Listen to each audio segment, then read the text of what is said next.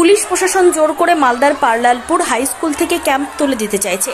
রাজ্য সরকারকে বলবো, যতদিন পর্যন্ত না নিরাপত্তা সুরক্ষিত হচ্ছে ততদিন জোর করে কাউকে মুর্শিদাবাদে ফেরত পাঠাবেন না। আমার কাছে খবর আছে আগামী 17 ও 18 তারিখ আরও ভয়ঙ্কর পরিস্থিতি তৈরি হবে রাজ্যের আশকারায়। সুরক্ষা নিশ্চিত করতে হবে রাজ্য সরকারকে, মুখ্যমন্ত্রীকে জবাবদিহি করতে হবে বললেন সুকান্ত। আমি আজ রাতে স্বরাষ্ট্রমন্ত্রীর সঙ্গে কথা বলবো, অমিত শাহের সঙ্গে কথা বলবো। পরিস্থিতি ভয়ঙ্কর বললেন সুকান্ত। বিএসএফ না থাকলে আরও খুন খারাপই হতো। পুলিশকে বলবো কড়া পদক্ষেপ গ্রহণ করুন। কেন্দ্রীয় বাহিনীকে তুলে দেওয়ার চেষ্টা হচ্ছে। কেন্দ্রীয় বাহিনী চলে গেলে পরিস্থিতি আরও খারাপ হবে। আমরা চাই কেন্দ্রীয় বাহিনী আরও 1-2 মাস থাকুক, এই জন্য আমরা কোর্টে যাব।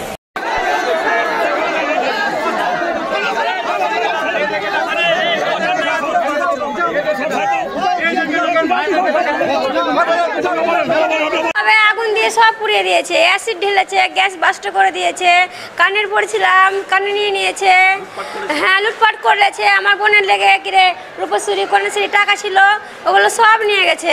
মালা বাকি ছিল আমার বোনের, মালা দিত, ওগুলো সব নিয়ে গেছে। থালা বাসন কিছু নাই, আগুন ধরে দিয়ে অ্যাসিড দিয়ে। আমাদের দুলিয়ান বেদবনা 16 নম্বর ওয়ার্ড আমাদেরকে মেরে ধরে বার করে দিয়েছে। আমাদের বাড়ি ঘর লুটপাট করেছে, আগুন লাগিয়ে দিয়ে বম চালাচ্ছে।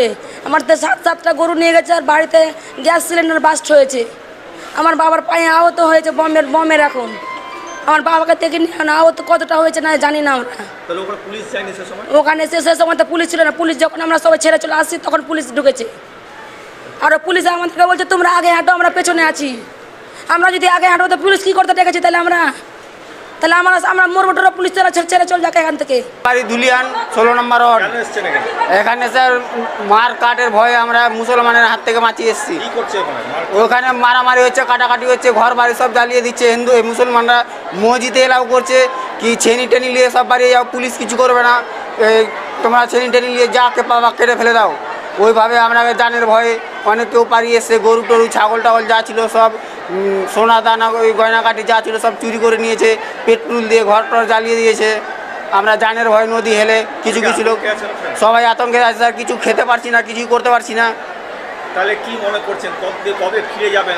এখন কবে ফিরে যাব না যাব স্যার আমি কিছু বুঝতে পারছি না। বাড়ি যেয়ে থাকবো কোথায়, কী খাবো, কী করবো? সব তো আমাদের যা ছিল গাড়ি বাড়ি সব পুড়িয়ে দিয়েছে। আমরা কোর্টে যাব, কোর্টে গিয়ে হাইকোর্টকে বলবো রাজ্য সরকারকে নির্দেশ দিতে লাগবে,